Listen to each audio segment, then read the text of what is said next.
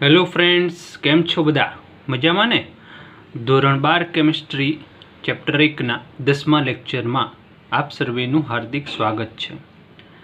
Last લેક્ચરમાં આપણે close pack રચનાઓ એટલે કે સંવૃત સંકુલિત રચનાઓ વિશે અભ્યાસ કર્યો હતો, જેમાં એક પરિમાણીય સ્ટ્રક્ચરો, દ્વિપરિમાણીય અને ત્રિપરિમાણીય રચનાઓનો અભ્યાસ આપણે ગયા લેક્ચરોમાં કર્યો હતો.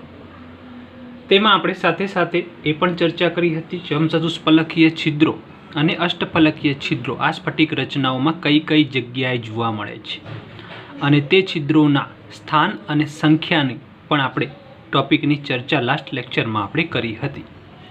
ટૂંકમાં જે ઘન પદાર્થો છે એમની જે સ્ફટિક બંધારણ રચનાઓ છે એ રચનાઓમાં પરમાણુઓની ગોઠવણી એવી રીતે થાય છે કે પરમાણુ નજીક નજીક ગોઠવાય, ઓછામાં ઓછી જગ્યા બચે, મતલબ કે મોટા ભાગની જગ્યા પરમાણુ દ્વારા રોકાઈ જાય એ મુજબ ઘન સ્ફટિક બંધારણની રચનાઓ થતી જોવા મળે છે. હવે આપણે જે આગળના ટોપિકોમાં લાસ્ટ લેક્ચરોમાં ચર્ચા કરી, એફસીસી રચના, એચસીપી રચના, સીસીપી સ્ટ્રક્ચર, હવે આ જુદા જુદા સ્ટ્રક્ચરોમાં જે પરમાણુની ગોઠવણીઓ છે જુદી જુદી છે. હવે એવા સ્ટ્રક્ચરોમાં પરમાણુઓ દ્વારા કેટલો અવકાશ રોકાય છે, મતલબ કે એફસીસી સ્ટ્રક્ચર હોય તો એ સ્ટ્રક્ચરમાં પરમાણુ દ્વારા કેટલા જગ્યા રોકાય છે. જુઓ, દરેક ઘન સ્ફટિક હોય એની અંદર પરમાણુઓની ગોઠવણી હોય, વચ્ચે છિદ્રો પણ રચાય છે. મતલબ કે એક એકમ કોષ જોઈએ તો પરમાણુઓ તો ગોઠવાયેલા જ છે નજીક નજીક, પણ ક્યાંક ક્યાંક વચ્ચે છિદ્રો પણ રચાય છે. એટલે 100% જગ્યા પરમાણુઓથી રોકાતી નથી, પણ વચ્ચે જે છિદ્રો છે એ શું બતાવે છે કે એકમ કોષમાં જે પરમાણુઓનું ગોઠવણી થઈ છે એમાં ક્યાંક થોડી જગ્યાઓ એટલે અવકાશ રહી જાય છે. પણ ટૂંકમાં આજનો આપણો આ જે લેક્ચર છે એમાં આપણે પેકિંગ ક્ષમતા વિશે જે વાત કરવાની છે એના વિશે હું થોડો ખ્યાલ સ્પષ્ટ કરવા માગીશ કે કોઈ એકમ કોષ હોય એમાં પરમાણુઓ નજીક નજીક ગોઠવાશે. નજીક નજીક એટલા ગોઠવાશે કે અંદરની મેક્સિમમ જગ્યા રોકાઈ જાય, તો એ સ્ફટિક બંધારણ વધુ મજબૂત બને છે. અહીંયા આપણે 3 સ્ફટિક રચનાઓ જે આપણે આગળ ચર્ચા કરી હતી, એચસીપી, સીસીપી, એફસીસી વગેરે સ્ફટિક રચનાઓમાં પેકિંગ ક્ષમતા મતલબ કે પરમાણુઓ કેટલા નજીક, કેટલી વધુ જગ્યા રોકેલી છે એ ચર્ચા આપણે આજના ટોપિકમાં કરવાના છીએ. આજનો આપણો ટોપિક છે પેકિંગ ક્ષમતા, અથવા જેને સંકુલન ક્ષમતા તરીકે ઓળખવામાં આવે છે. આજનો આપણો જે ટોપિક છે સંકુલન ક્ષમતા, પેકિંગ ક્ષમતા, મતલબ કે જુદી જુદી જે સ્ફટિક રચનાઓ બને છે એની અંદર પેકિંગ ક્ષમતા કેટલી છે, મતલબ કે કેટલો ભાગ પરમાણુઓ દ્વારા રોકાયેલો છે. જુદી જુદી સ્ફટિક રચનામાં પેકિંગ ક્ષમતા જુદી જુદી હોય છે, જેની ચર્ચા આપણે દરેક ટોપિકની સાથે કરતા જઈશું. પહેલું આપણે લઈશું એચસીપી બંધારણ. એચસીપી સીસીપી બંધારણમાં સંકુલન ક્ષમતાની વાત કરીએ તો લઈએ એચસીપી અને સીસીપી રચનામાં સંકુલન ક્ષમતા. સીસીપી રચના અને એફસીસી રચના બંને સેમ છે. અહીંયા એચસીપી અને આ રચનાઓમાં સંકુલન ક્ષમતા મતલબ કે પરમાણુની ગોઠવણી એકદમ નજીક નજીક, એટલે કે ખાડાઓમાં જે પુરવણી થાય છે. આપણે ત્રિપરિમાણીય સ્ટ્રક્ચરો જે જોયા હતા, તમને કદાચ યાદ હોય તો 8મા લેક્ચરમાં આપણે ત્રિપરિમાણીય સ્તરોની ગોઠવણી જે જોઈ હતી, સમચતુષ્ફલકીય છિદ્રો ઢંકાય તેવું ત્રીજું સ્તર, તો એમાં એચસીપી રચના બને છે, હેક્ઝાગોનલ ક્લોઝ પેક જેને કહેવાય રચના, અને અષ્ટફલકીય છિદ્રો ઢાંકતું ત્રીજું સ્તર રચાય તો એમાં બને છે સીસીપી અને એફસીસી રચનાઓ. એટલે ટૂંકમાં આ જે રચનાઓ છે ત્રિપરિમાણીય, જે મેક્સિમમ પરમાણુ નજીક નજીક ગોઠવાયેલા છે ખાડાઓમાં, છિદ્રોમાં, એમાં મેક્સિમમ પેકિંગ ક્ષમતા જોવા મળે છે. એની અંદર પેકિંગ ક્ષમતા મેક્સિમમ જોવા મળે છે. અહીંયા પરમાણુ દ્વારા રોકાયેલી જગ્યા, અહીંયા આપણે લખ્યું હતું કે 74% જગ્યા અંદર પરમાણુ દ્વારા રોકાય છે, બાકીના અંદર થોડા થોડા નાના નાના છિદ્રો જોવા મળે છે, એટલે કે 26% અંદર અવકાશ જોવા મળે, છિદ્રો જોવા મળે. 74% જગ્યા પેક થયેલી છે પરમાણુઓ દ્વારા. એટલે અહીંયા આપણે આ બંનેની પેકિંગ ક્ષમતાની ચર્ચા આજના ટોપિકમાં કરવાની છે. પેકિંગ ક્ષમતા 74% છે, પણ એની ગણતરી કેવી રીતે, મતલબ કે કેવી રીતે નક્કી કરવામાં આવ્યું કે અહીંયા પરમાણુ 74% જગ્યા રોકેલી છે, તો એ ગણતરી દ્વારા દર્શાવવામાં આવે છે। તો લઈએ HCP અને CCP રચનાની પેકિંગ ક્ષમતા। અહીંયા ત્રણેય રચનાઓમાં સંકુલન ક્ષમતા સેમ છે। આપણે FCC સ્ટ્રક્ચરને ધ્યાનમાં લઈ, FCC એટલે ફેસ સેન્ટર, ફેસ સેન્ટર એક એકમ કોષ ડ્રો કરીશું અને એની પેકિંગ ક્ષમતા આપણે ગણીશું। મતલબ કે જેવી FCCમાં પેકિંગ ક્ષમતા હશે એ જ પ્રમાણે SCP સ્ટ્રક્ચરમાં પણ પેકિંગ ક્ષમતા જોવા મળે છે। અહીંયા આપણે FCC એકમ કોષને ધ્યાનમાં રાખી અને સંકુલન ક્ષમતાની ગણતરી લઈએ છીએ।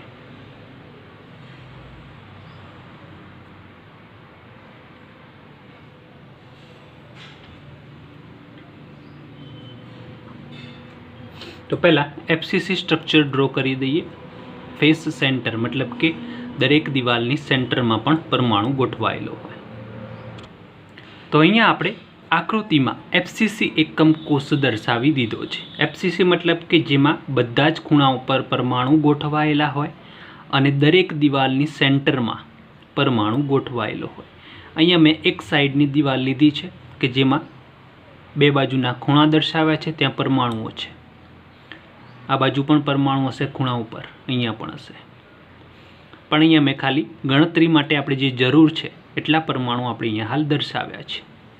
તો FCC એકમ કોષમાં અહીંયા મેં આકૃતિ દોરી છે, એમાં એક સાઈડની દિવાલના 3 પરમાણુ, એમાં 2 ખૂણા ઉપર છે, ઉપર અને સામેના ખૂણામાં, અને વચ્ચે જે સેન્ટરમાં દિવાલની સેન્ટરમાં પરમાણુ ગોઠવાયેલો દર્શાવેલો છે। હવે આપણે ગણતરી કરીએ આ એકમ કોષમાં સંકુલન ક્ષમતાની ગણતરી। સંકુલન ક્ષમતા એટલે કે શું લખાય? પેકિંગ ક્ષમતા। પેકિંગ ક્ષમતા ટકામાં ગણતરી કરવામાં આવે છે। કેવી રીતે પેકિંગ ક્ષમતા ગણાય? તો આ એકમ કોષનું જે કુલ કદ હોય, ટોટલ જગ્યા, એટલે કે એકમ કોષનું કુલ કદ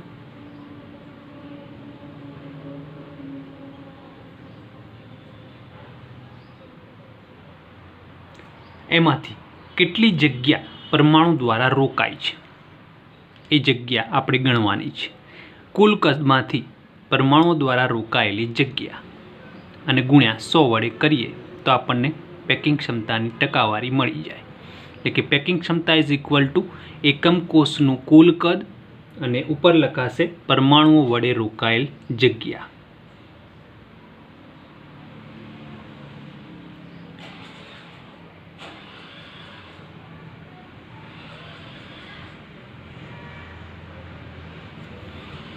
ગુણ્યા 100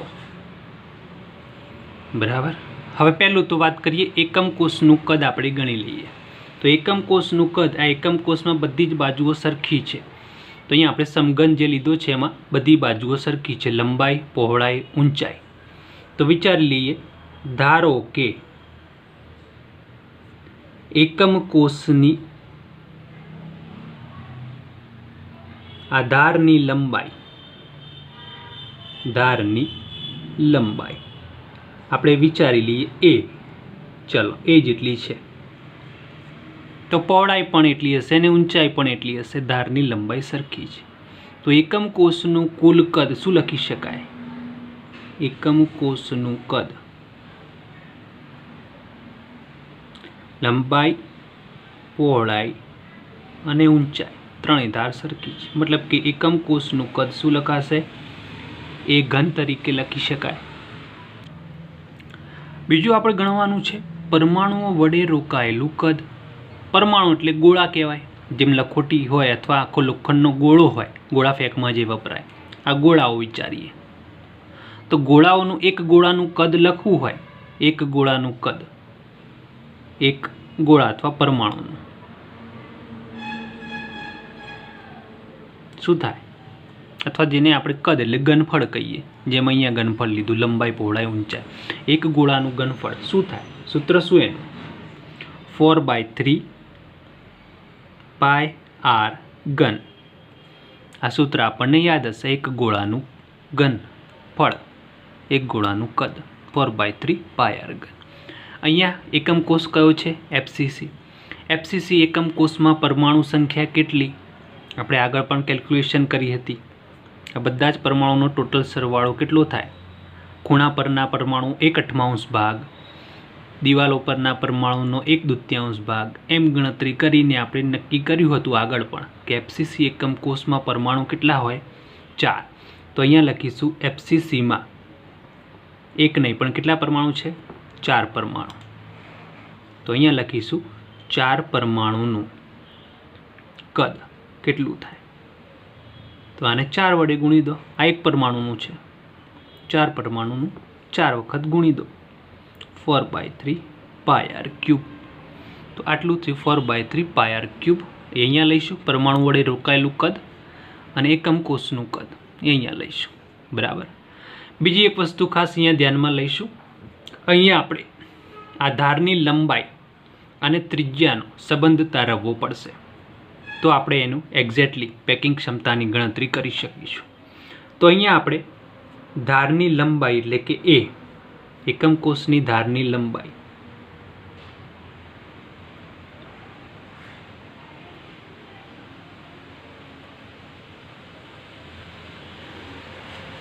એ લઉં છું, અને ગોળાઓની ત્રિજ્યા હું લઉં છું r. દરેક ગોળાની ત્રિજ્યા લઉં છું r. કેટલી? ત્રિજ્યા r. તો અહીંયા જુઓ, આ 3 ગોળાને ધ્યાનથી જુઓ. પહેલો ગોળો એનું કેન્દ્ર અહીંયા છે, આ એનું કેન્દ્ર. બીજો ગોળો એનું કેન્દ્ર અહીંયા લઈએ, અને આ ત્રીજો ગોળો એનું કેન્દ્ર અહીંયા. હવે ત્રણેય કેન્દ્રોને જોડતી એક ધાર દોરું છું અંદર, જેને આપણે વિકર્ણ કહીએ છીએ. ચલો હું વિકર્ણ દોરું છું. તો ચલો એ આપણે વિકર્ણ તૈયાર કરી દો. અને આ વિકર્ણને હું કોઈ પણ નામ આપી દઉં. ચલો આ વિકર્ણને નામ આપીએ બી. વિકર્ણ બી. આ તો ધાર છે કોષની, જેને એ કહેવાય. આ પણ ધાર છે, એને પણ એ કહેવાય, કિનારી. પણ આ જે વિકર્ણ થયો, આ ચોરસનો વિકર્ણ વચ્ચેનો, તો એને કહીશું બી તરીકે લઈએ. તો હું લખું છું અહીંયા વિકર્ણની લંબાઈ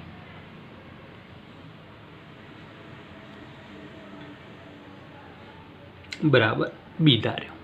ઓકે. હવે અહીંયા જોઈ શકો છો કે આ એક પ્રકારનો ત્રિકોણ તૈયાર થઈ ગયો. કયો ત્રિકોણ? અહીંથી આ અને આ. ચલો એને નંબર નામ આપી દઈએ, capital A, capital B, capital C. તો આ જે આપણો છે ત્રિકોણ, અહીંથી અહીંયા આ ત્રિકોણમાં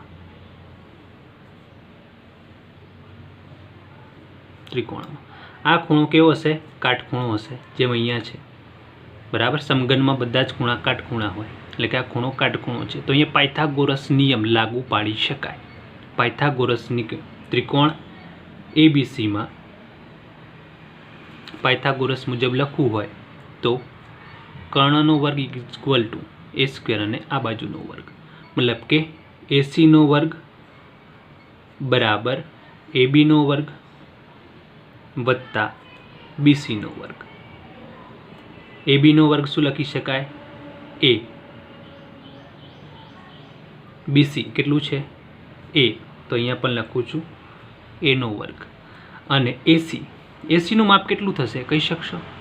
તો અહીંયા જો આ 3 ગોળાને હું સીધી લીટીમાં ડ્રો કરું. આ સીધી લીટીમાં પહેલો ગોળો, બીજો ગોળો અને આ ત્રીજો ગોળો, ત્રણેયના કેન્દ્રો એને જોડતો આ રેખાખંડ. તો આ ત્રિજ્યા ગોળાની, અહીંયા પણ આ ગોળાની ત્રિજ્યા, આ બાજુ પણ એની ત્રિજ્યા, અને આ બાજુ પણ એની ત્રિજ્યા, મતલબ કે 4 ત્રિજ્યાઓ જેટલું બી થાય. બીની લંબાઈ કેટલી થાય? 4r જેટલી થાય. 4 ત્રિજ્યાઓ જેટલી. આની ત્રિજ્યા, અહીંથી 2 ત્રિજ્યા અને એક આ બાજુની, કે બી બરાબર 4r લખી શકાય. તો હું અહીંયા લખું છું બી બરાબર 4r. 4 ત્રિજ્યાઓ જેટલું બીની લંબાઈ થાય. તો હવે એ મૂલ્ય અહીંયા હું મૂકું છું. એસી સ્ક્વેર જે આપણે લખવાનો છે ત્યાં આપણે બી સ્ક્વેર લખીએ. બી સ્ક્વેરની જગ્યાએ હું આ લખી નાખું 4r સ્ક્વેર. તો બીની જગ્યાએ હું લખીશ 4r સ્ક્વેર. અહીંયા 2 વખત છે 2a સ્ક્વેર. ચલો હવે બંને બાજુથી વર્ગ કાઢી નાખીએ તો શું થાય? અહીંયા વધે 4r, આ બાજુ વધે √2 અને એ ઉપરથી વર્ગ જતો રહે, બંને બાજુ ટૂંકમાં વર્ગમૂળ લીધું એટલે અહીંયા ઉપરથી 2 ઘાત જતી રહી, 4r વધ્યો.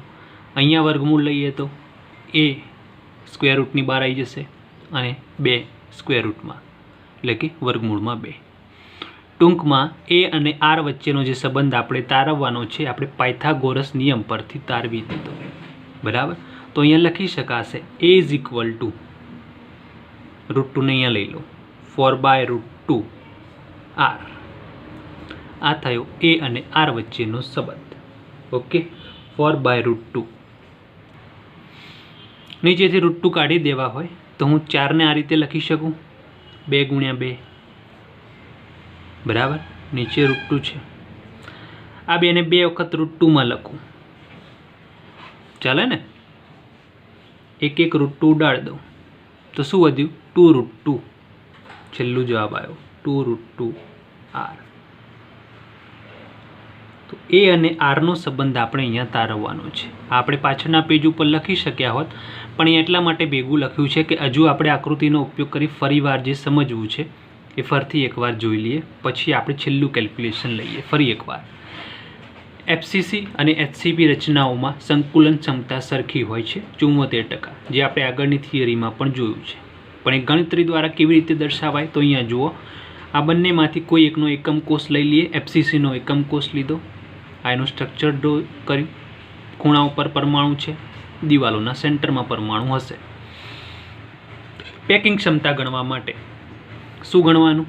આખા એકમ કોષનું કદ અને એમાંથી પરમાણુએ કેટલું કદ રોક્યું છે એ ઉપર અને ગુણ્યા 100. ગુણ્યા 100 એટલા માટે કે એને આપણે ટકાવારીમાં દર્શાવવા માગીએ છીએ. પેકિંગ ક્ષમતા શેમાં ગણાય? ટકામાં ગણાય કે 100% કદમાંથી આટલા ટકા કદ પરમાણુએ રોક્યું છે. ઓકે, ટકાવારી માટે 100 ગણ્યા છે. હવે ચલો ગણતરી. પહેલું, એકમ કોષનું કદ કેવી રીતે થાય? તો ચલો ધારની લંબાઈ આપણે વિચારી લીધી a, તો એકમ કોષનું કદ લંબાઈ ગુણ્યા પહોળાઈ ગુણ્યા ઊંચાઈ એટલે કે એ ઘન તરીકે દર્શાવી શકાય. ચલો નીચે નાનું થઈ ગયું. હવે ઉપર નાનું, પરમાણુ વડે રોકાયેલ કદ. પરમાણુ એટલે શું કહેવાય? ગોળો. એક ગોળાનું કદ લખવું હોય શું લખાય? 4/3πr ઘન. બરાબર, એક ગોળા માટે ઘનફળ. પણ અહીંયા એફસીસી એકમ કોષમાં સમાયેલા પરમાણુની સંખ્યા કેટલી હોય? 4 હોય. તો આપણે અહીંયા લખીશું 4 પરમાણુનું કદ, તો 4 વડે ગુણી દીધું, 4 4/3πr ઘન. તો હવે આ બંને મૂલ્યો આપણે અહીંયા લખી દઈશું. પણ અહીંયા એની જગ્યાએ ત્રિજ્યા સાથેનો સંબંધ તારવવો પડશે. તો એના માટે મેં શું કર્યું? આ જે આકૃતિ છે એમાં વચ્ચે વિકર્ણ લીધો, આ 3 ગોળાઓને કેન્દ્રમાંથી પસાર થતો. બરાબર. આ બે બાજુ ધાર છે, આની લંબાઈ a અને આની લંબાઈ a. અહીંયા પાયથાગોરસ નિયમ લખીએ તો AC² is equal to AB² BC². AB² BC². ABની જગ્યાએ a લખું A², BCની જગ્યાએ a લખ્યો A², અને ACની જગ્યાએ હું b લખું છું તો B². બરાબર. બીની જગ્યાએ આ b, આ જે લંબાઈ છે ધાર અંદરનો વિકર્ણ, એ માપ કેટલું થાય તો મેં અહીંયા બતાવ્યું. 3 પરમાણુના કેન્દ્રો જોડ્યા, આ પણ ત્રિજ્યા કહેવાય, આ પણ આ ગોળાની ત્રિજ્યા, આ મૂલ્ય પણ ત્રિજ્યા છે અને આટલું મૂલ્ય, એટલે કે 4 ત્રિજ્યાઓનો સરવાળો 4r is equal to b કહી શકાય. તો અહીંયા હું બીની જગ્યાએ લખી દઉં છું 4r. બંને બાજુ વર્ગમૂળ કાઢીએ તો અહીંથી 4r વધશે, અહીંથી a વધશે અને √2 ને નીચે લઈ લઈએ તો ઇઝ ઇક્વલ ટુ 4/√2 r. હવે √2 કાઢી નાખવા માટે મેં 4ના ભાગ પાડ્યા, 2 દુ 4, √2 અને છેલ્લે વધ્યું 2√2 r. a is equal to 2√2 r. અહીંયા જે આપણું એકમ કોષનું મૂલ્ય હતું એ ઘન, ત્યાં મૂલ્ય મૂકી દઈએ 2√2 r અને એ 3 ઘાત. બરોબર. એની જગ્યાએ આપણે શું લખી દીધું? 2√2 r. અહીંયા r છે ત્રિજ્યા એટલે એમના એમ રાખીએ. બરાબર. હવે આ બંને મૂલ્યો, એકમ કોષનું કદ અહીંયા લખીશું અને 4 પરમાણુઓનું રોકેલી જગ્યા એ ઉપર લખીશું ગુણ્યા 100, એટલે આપણને પેકિંગ ક્ષમતા મળી જશે. તો લખીએ પેકિંગ ક્ષમતા ઇઝ ઇક્વલ ટુ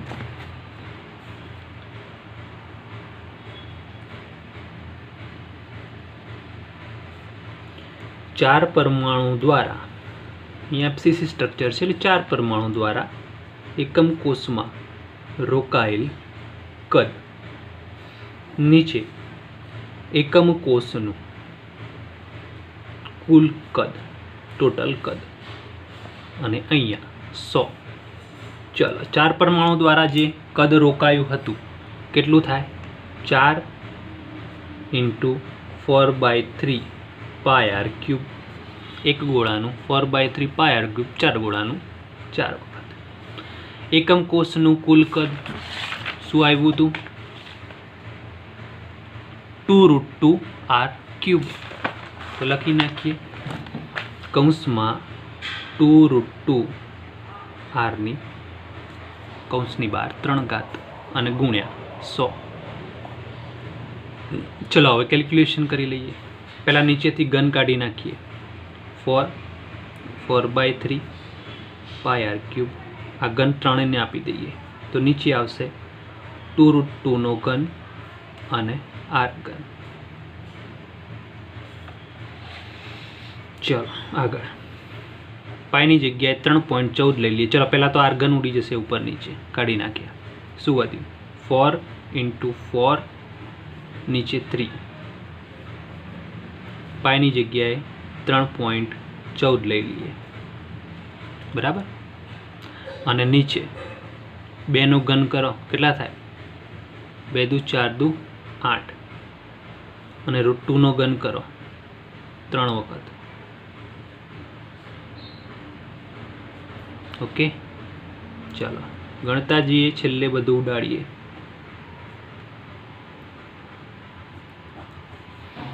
8 એમના એમ આ બંનેને ભેગા કરો 2 અને શું વધ્યું √2. ચોગું 16 અને 8 દુ 16 ઉપર નીચે 16 ઉડી ગયા. છેલ્લે શું વધ્યું 3.14 3√2 અને 100. ચલો કેલ્ક્યુલેશન કરી લઈએ. 3.14 ભાગ્યા 3√2 મૂલ્ય આપણને મળશે 74. કેટલું મળે છે 74. એટલે કે FCC એકમ કોષની પેકિંગ ક્ષમતા કેટલી થાય છે 74% પેકિંગ ક્ષમતા. એટલે FCC એકમ કોષમાં FCC અથવા HCP અથવા CCP ત્રણેયમાં પેકિંગ ક્ષમતા સરખી છે. આપણે FCC ની માત્ર ગણી ત્રણેય સરખી જ છે. ત્રણેયમાં પેકિંગ ક્ષમતા કેટલી કહેવાય 74%. તો ત્રણેય એકમ કોષમાં અવકાશ કેટલો હોય મતલબ કે જગ્યા છિદ્રો કેટલા હશે કેટલા પ્રમાણમાં હશે તો 100% જગ્યામાં 74% જગ્યા રોકાયેલી છે. તો બાકી કેટલી રહી 26% જગ્યા અવકાશ છે મતલબ કે ત્યાં છિદ્રો જોવા મળે છે. ઓકે ખ્યાલ આવી ગયો આટલો. ઓકે ચલો હવે બીજો લઈએ સાદો એકમ કોષ લઈએ. સાદો એકમ કોષ જેમાં આવતો હોય સ્ફટિક રચનાની પેકિંગ ક્ષમતા ગણીએ તો લખીએ સાદા સમઘનીય લેટીસમાં પેકિંગ ક્ષમતા સંકુલન ક્ષમતા કે જેની અંદર સાદો એકમ કોષ પુનરાવર્તન પામતો હોય એવા સ્ટ્રક્ચરની પેકિંગ ક્ષમતા આપણે ગણવા જઈ રહ્યા છીએ. સાદો એકમ કોષ એટલે કે જેને આપણે આદિમ કહીએ છીએ કે જેની અંદર માત્ર ખૂણાઓ ઉપર એકમ કોષ મતલબ કે પરમાણુ ગોઠવાયેલા હોય છે ખૂણાઓ ઉપર. આકૃતિ દોરી લઈએ પહેલાં. ચલો અહીંયા જુઓ અહીંયા આપણે સાદો એકમ કોષ લીધો છે. સાદો ઘન સ્ટ્રક્ચરમાં જે એકમ કોષ જોવા મળે છે આદિમ એકમ કોષ કયો છે આર્યો આદિમ એકમ કોષ. આદિમ એકમ કોષમાં માત્ર ખૂણાઓ ઉપર આ રીતે પરમાણુઓ ગોઠવાયેલા હોય છે 8 ખૂણા ઉપર અને આ પરમાણુઓ ઉપરનો પરમાણુ નીચેના પરમાણુને અડતો હોય આ પરમાણુ બાજુના પરમાણુને સ્પર્શ કરે છે અને અહીંયા એટલે કે બધા 8 ખૂણાઓના પરમાણુઓ એકબીજાને સ્પર્શ કરે છે. એ સીધું આપણે અહીંયા આજે ધારની લંબાઈ આપણે લેવાના છીએ. આ ધારની લંબાઈ આપણે શું લઈશું એ જેને કહીએ છીએ એ ધારની લંબાઈ સીધું આ ગોળાની ત્રિજ્યા r આ ગોળાની ત્રિજ્યા r, મતલબ કે a બરાબર કેટલું થશે 2r, 2 વખત ત્રિજ્યા. સીધું જ આકૃતિ પરથી આપણને સમજ પડી જશે. તો અહીંયા પેકિંગ ક્ષમતાની ગણતરી ઇઝી છે. પેકિંગ ક્ષમતાનું આપણું સૂત્ર શું હોય છે? પરમાણુઓ દ્વારા રોકાયેલું કદ નીચે લેવાનું આખા એકમ કોષનું કુલ કદ ગુણ્યા 100. પહેલું એકમ કોષનું કુલ કદ, એના માટે ધારી લઈએ. ધારો કે એકમ કોષના ધારની લંબાઈ શું લઈશું? એ લઈએ. તો એકમ કોષનું કુલ કદ કેટલું થાય?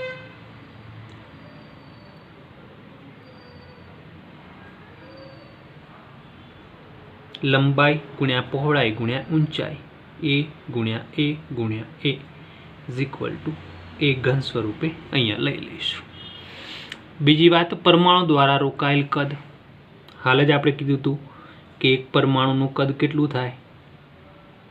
એનું ઘનફળ કેટલું હોય ગોળાનું? એક ગોળો, આ ગોળો, તો એને લખાય 4/3 પાય r ઘન. અહીંયા કયો એકમ કોષ છે? આદિમ એકમ કોષ. આદિમ એકમ કોષમાં 8 ખૂણા પર 8 પરમાણુ છે. દરેકનો આ એકમ કોષની અંદર ભાગ કેટલો? 1/8. એટલે કે આદિમ એકમ કોષમાં પરમાણુની સંખ્યા 1 ગણીએ છીએ આપણે. તો અહીંયા આદિમ એકમ કોષમાં કેટલા પરમાણુ છે? 1 જ પરમાણુ છે. તો આદિમ એકમ કોષમાં એક પરમાણુનું કદ શું લેવાશે? 4/3 પાય r ઘન. અહીંયા 4 પરમાણુ તો છે જ નહીં, 1 જ છે ટોટલ. તો અહીંયા લઈશું એક પરમાણુનું કદ 4/3 પાય r ઘન સ્વરૂપે. ઓકે, હવે શું તારવવાનું? a અને r નો સંબંધ. a અને r નો સંબંધ તો આકૃતિ પરથી કહી શકાય કે a ઇઝ ઇક્વલ ટુ કેટલી વખત ત્રિજ્યા થાય છે? 2r, 2r. બરાબર ને? બધું લખતો નથી. ધારો કે ગોળાની ત્રિજ્યા r ને ધારની લંબાઈ, પણ ટૂંકમાં આકૃતિ પરથી આપણને સીધું ખ્યાલ આવે છે. a is equal to 2r, 2 વખત r. તો આ થઈ a અને r વચ્ચેનો સંબંધ. આ મૂલ્ય અહીંયા મૂકી દઈએ એની જગ્યાએ. તો a ઇઝ ઇક્વલ ટુ શું લખાશે? 2r. એની જગ્યાએ 2r અને આ 3 ઘાત. ઓકે, હવે આપણી ગણતરી. પેકિંગ ક્ષમતા, એકમ કોષનું કુલ કદ અહીંયા લઈ લઈશું, પરમાણુનું કદ ઉપર લઈ. ઓકે, ચલો લખીએ. પેકિંગ ક્ષમતા બરાબર,